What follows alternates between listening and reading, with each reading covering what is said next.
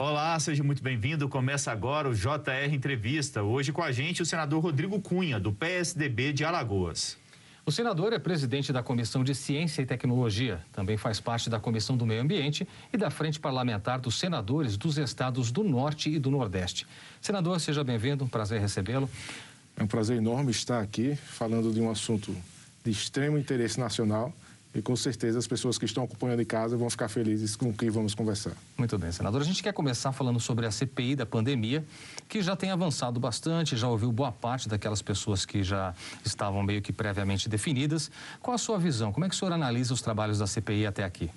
Bem, eu sou favorável a investigações, tanto é que fui um dos primeiros signatários da CPI, mas sinceramente eu acredito que ela começou de uma maneira que não tinha crédito com a população, porque o relator, o senador Renan Calheiros, no meu ponto de vista, não é a pessoa mais adequada para fiscalizar os recursos públicos e a aplicação deles nos estados, porque tem um filho governador, inclusive governador do meu estado, o estado de Alagoas, e isso por si só já exime o estado de qualquer tipo de fiscalização. Então, hoje ela está sendo muito politizada.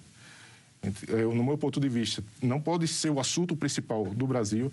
O assunto principal do Brasil deve ser a vacinação e assuntos paralelos que façam com que o país se desenvolva. Então, o senhor acredita que a CPI não está contribuindo com o nosso atual momento ou não?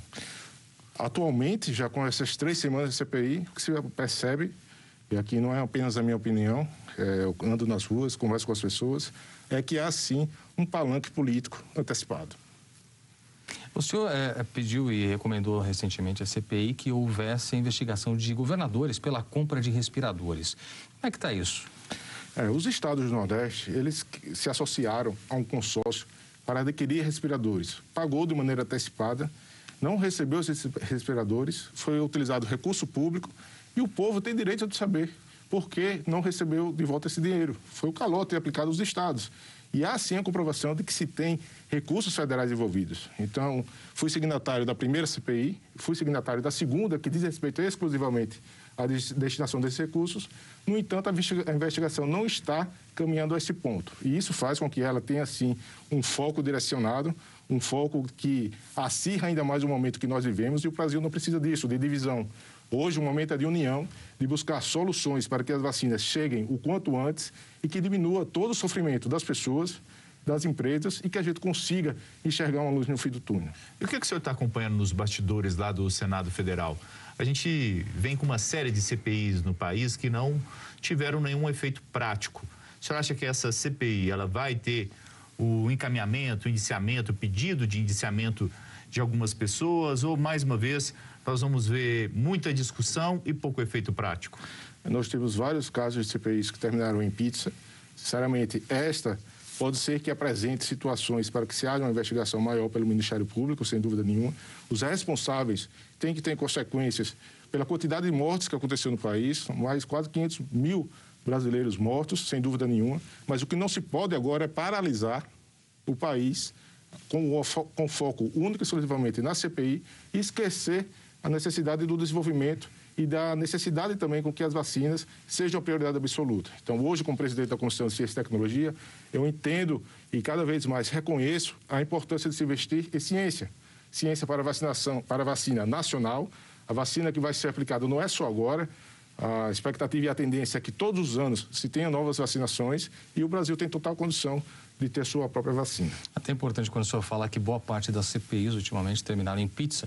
Acho que o brasileiro espera que essa termine em vacina, porque é o ponto mais crítico, verdade, né, que se debate nela. Inclusive a demora para a compra de vacinas, diante da oferta que foi feita. Como é que o senhor vê essa questão? De fato houve demora? Qual a avaliação que se faz no trato exclusivamente a vacinas por parte do governo federal? Sem dúvida, o Brasil demorou muito para acreditar que a vacina era a solução. Então, tenho muitas críticas ao governo federal.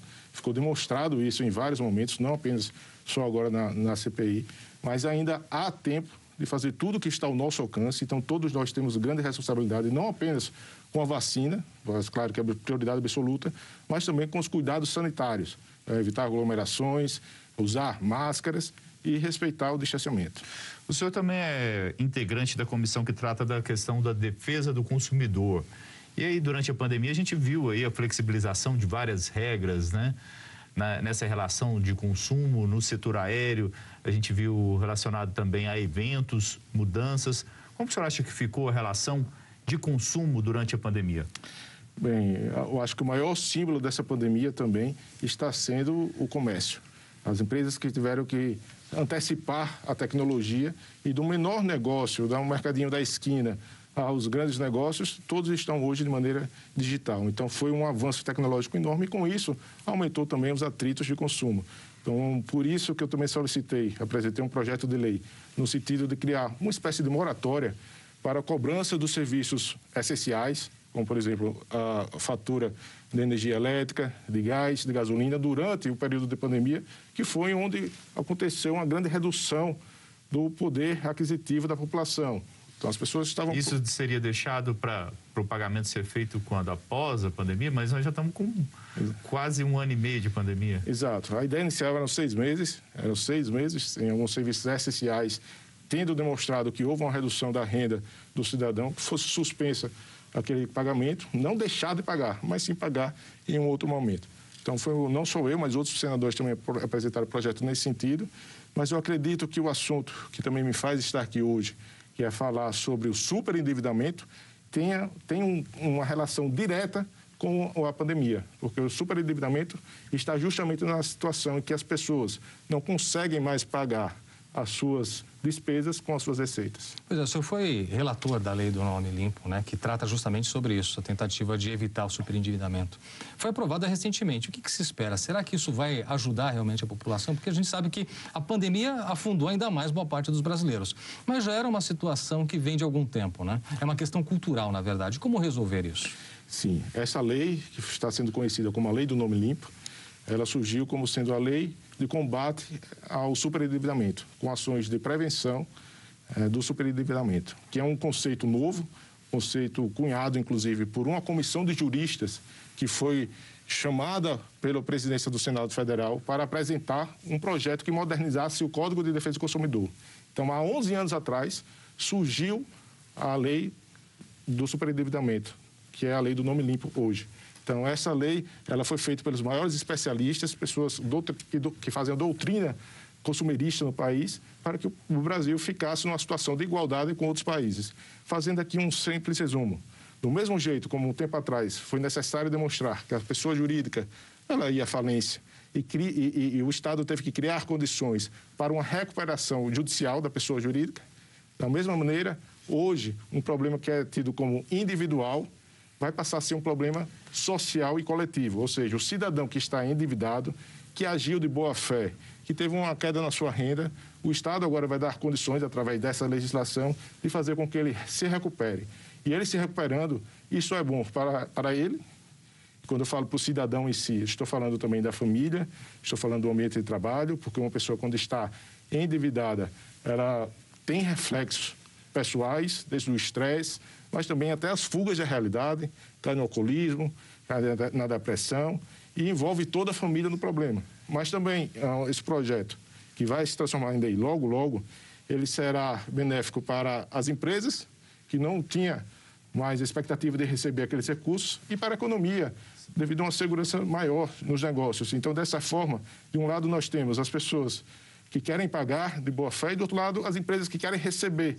E com esse instrumento novo, aquilo que era feito antes de maneira individual será feito de maneira coletiva. Senador, vamos explicar então para as pessoas, né, que estão nos assistindo o que o projeto considera como superendividamento.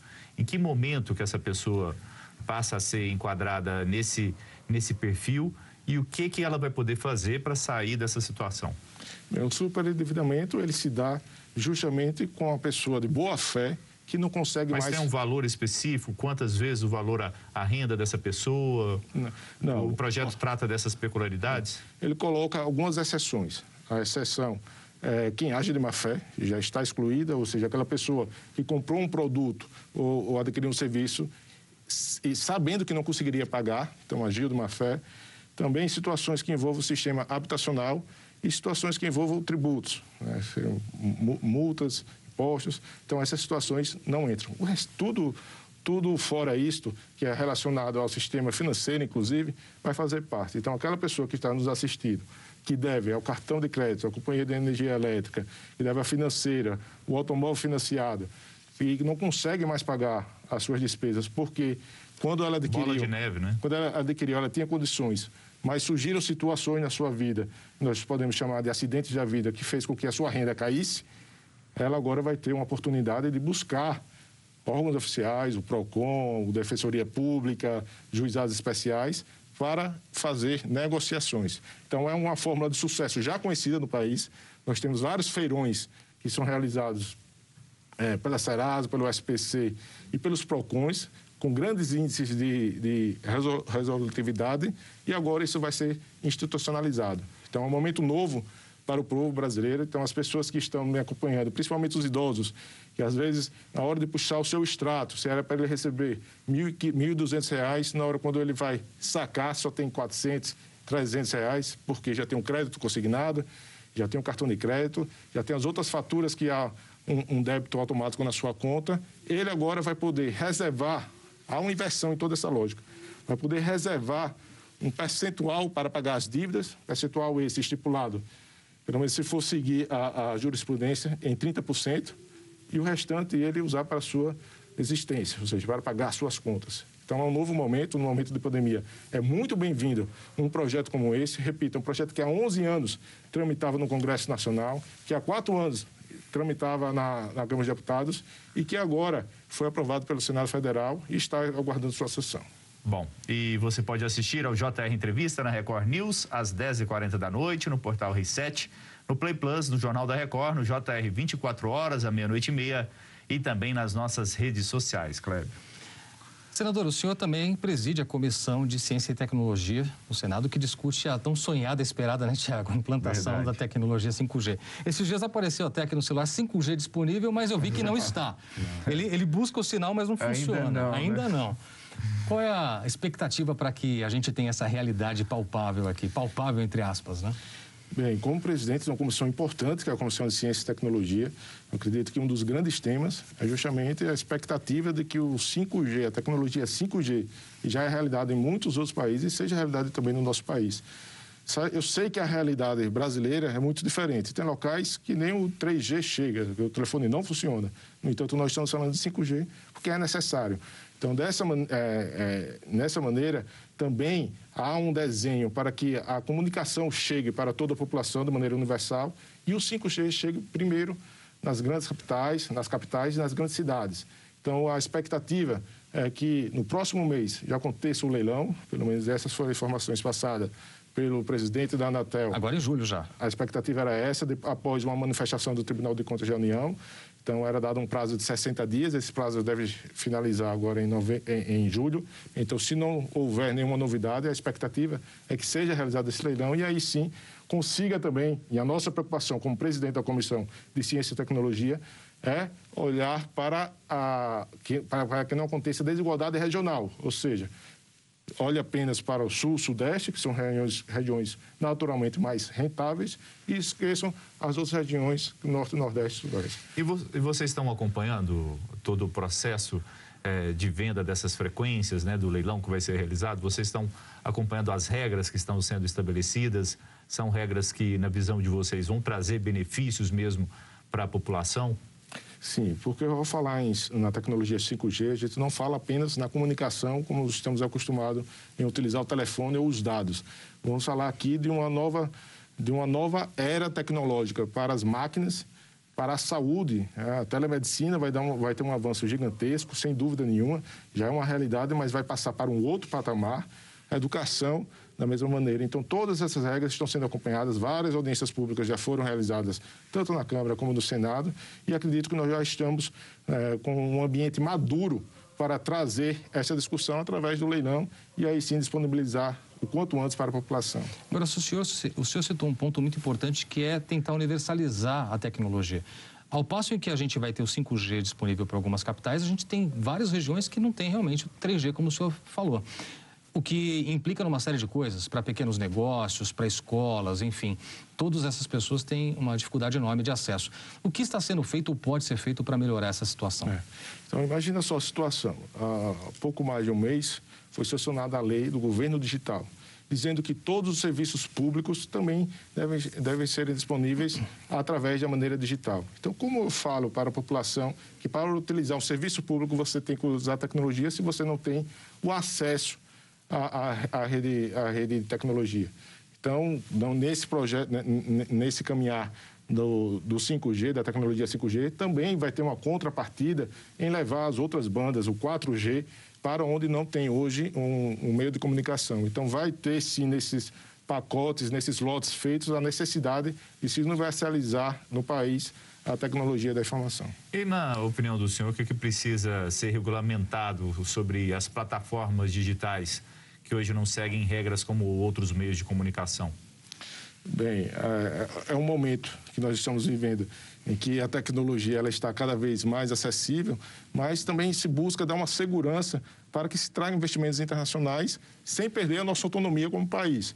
Então, preservar hoje o conteúdo nacional, preservar hoje as nossas empresas também está relacionado com a disponibilidade da comunicação e telecomunicação, que é um tema constante de discussões no Senado Federal, no Congresso em si. Fiz parte de uma outra comissão, que era a Comissão de Transparência e Consumidor. Desde lá já discutimos isso, a entrada dos streamings, se leva as regras que temos hoje da TV a cabo para a internet, se regulamentar a internet, colocar regras da internet, se é positivo ou negativo. Então, toda a discussão foi feita. Não há como segurar, de maneira alguma, o desenvolvimento tecnológico. A internet é uma realidade, mas nós temos, sim, que ter uma preocupação com o conteúdo nacional. Então, a televisão, hoje, ela também é disponibilizada através da internet. Então, para isso, tem que ter regras próprias. Nós estamos evoluindo, não se tem uma fórmula mágica, se busca experiências em cada país, mas legislar sobre tecnologia não é fácil. Porque você faz hoje uma lei para o futuro. E o futuro, ele tem muitas mudanças. Por isso que é necessário ter um amadurecimento. A gente está sempre atrasado, né? Porque a tecnologia ela vai mudando rapidamente. Então, a legislação difícil acompanhar. Exato. Não é fazer a lei para esperar o que vai acontecer. É primeiro esperar o mercado se ajustar. Nós estamos vivendo um momento novo. Um momento muito recente de redes sociais, muito recente. Então, para que ele consiga se estabilizar, para que aí sim se possa legislar, porque se você passa a fazer regramentos, você pode acabar afastando investimentos. Senador, antes da gente encerrar o bloco, como o senhor é relator do projeto do governo digital, citou aqui alguns avanços e algumas tentativas de destravar esse projeto, tem uma questão que é muito interessante, porque ao passo que você não tem o acesso para todo mundo, de outro lado o governo oferece algumas coisas que também não estão disponíveis para todos. Vou dar um exemplo. Agora, com a necessidade de, prova de vida para o INSS, muita gente não tem condições de ir até as agências pela pandemia. Aí tem a possibilidade eventual de fazer pelo aplicativo, Meu INSS. Mas chega lá, cadê? Não é para todo mundo. Como é que faz para que isso, de fato, chegue a quem realmente precisa? Não tem acesso a uma agência, mas tem acesso à internet, mas chega lá na hora de usar, não está disponível. Eu vou fazer um parâmetro também com uma situação que se assemelha a esse caso, que foi quando o Brasil descobriu que existem muitos brasileiros invisíveis. Exato. Quando foi disponibilizado o auxílio emergencial e pessoas que não estavam em cadastros nenhuns começaram a aparecer. Então, o Brasil começou a enxergar um outro Brasil. E eu estive com uma conversa com um ministro e ele falou uma situação muito interessante. Ele disse, olha, a gente sabia que a única forma que algumas pessoas teriam para ter acesso era exclusivamente através do aplicativo. Então, a gente sabia que os idosos, que as pessoas que não têm condições, não tinham acesso à internet. Mas essas pessoas, elas foram em busca, às vezes, de um jovem, de um adolescente, pagava ali R$2, R$4, e ele fazia um cadastro daquela pessoa no telefone dela e essa pessoa começou a aparecer. Então, forçou a digitalização de muitos serviços, né? Então, ali se conseguiu achar brasileiros que não estavam em outros cadastros. Então, a necessidade fez com que isso acontecesse. Da mesma forma, e de uma maneira que tem que ser muito mais delicada, é no INSS. É demonstrar que as pessoas estão vivas, é necessário. Sabemos de vários casos de fraude, mas pessoas que, inclusive, não conseguem sair das suas residências. Então, tem que criar um mecanismo para isso. E a tecnologia, a gente falou que em telemedicina, a tecnologia, ela está aí para isso. Muito bem, obrigado, senador, pelos esclarecimentos. O JR Entrevista vai para um rápido intervalo e, na volta, a gente vai falar sobre medida provisória que permite a capitalização da Eletrobras. Não saia daí, a gente volta já já. Estamos de volta com o JR Entrevista. Hoje com a gente o senador Rodrigo Cunha, do PSDB de Alagoas. O senhor, senador, faz parte da Comissão do Meio Ambiente, que se reuniu com especialistas para debater a medida provisória que permite a capitalização da Eletrobras. Qual que é a opinião do senhor sobre essa medida? Bem, essa medida provisória ela começou de uma maneira interessante, uma maneira que poderia trazer maiores investimentos para o Brasil, poderia trazer uma melhor qualidade de serviço para o consumidor e também uma segurança no que se refere à tarifa, aumento de tarifas para o povo brasileiro. Segurar um pouco o momento que nós estamos passando através da modernização, sem dúvida nenhuma. Ela começou bem, no entanto, quando chegou na reta final na Câmara dos Deputados, foram inseridos alguns elementos, inclusive conhecidos como jabutis, que não estavam fazendo parte de nenhum tipo de discussão e que, na nossa avaliação, em conjunto com a consultoria do Senado, em que emitiu um parecer nesse sentido, iria fazer com que essa conta aumentasse para o consumidor final. Então, dessa forma, desvirtuou todo o procedimento e, nesta linha, pessoalmente, eu não me associo, apesar de achar que é necessário, em alguns momentos, se trazer mais investimentos e talvez essa medida provisória fosse o caminho, mas da forma como foi inserida essas informações... Então, corre risco de perder a validade, a medida que é no dia 22 agora. Dia 22 é o prazo final e é importante a gente falar sobre isso, porque acaba, num momento como esse, sendo também de educação política, porque as pessoas não sabem, quando tem um prazo como este e um projeto chega para o Senado, se o Senado fizer qualquer alteração, ele retorna para a Câmara. Então, tem um tempo muito curto para fazer a mudança.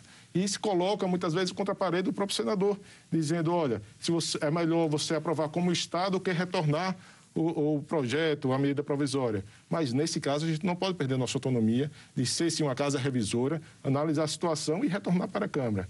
E o clima, inclusive, no Senado é esse. É para que não seja aprovada essa medida da forma como ela veio da Câmara, não da forma como ela surgiu, da forma como ela veio da Câmara. E aí, tendo esse ajuste, retorna para a Câmara. Aliás, o senador citou jabutis, a gente sabe que alguns vão dando lugar a jabuticabas que só aqui no Brasil, né? Umas coisas interessantes. Agora, senador, é importante a gente lembrar ao telespectador que existe uma preocupação que é com a possibilidade de aumento da tarifa. Isso é o que preocupa o consumidor. É o que prevê, inclusive, a associação de alguns dos grandes consumidores industriais de energia. Isso tem sido discutido? Se prevê de fato isso? Sim, essa discussão ela é uma realidade, inclusive...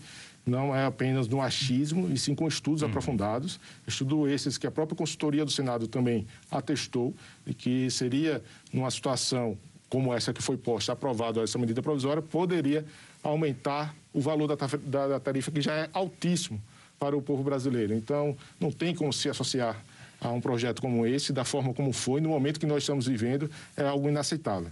E a tendência, então, é de aprovação com alterações para que o projeto retorne para a Câmara. Eu acredito que um momento agora seria de rejeição dessa medida provisória e essa rejeição se daria através da não votação e ela caducar no prazo estipulado no dia 22.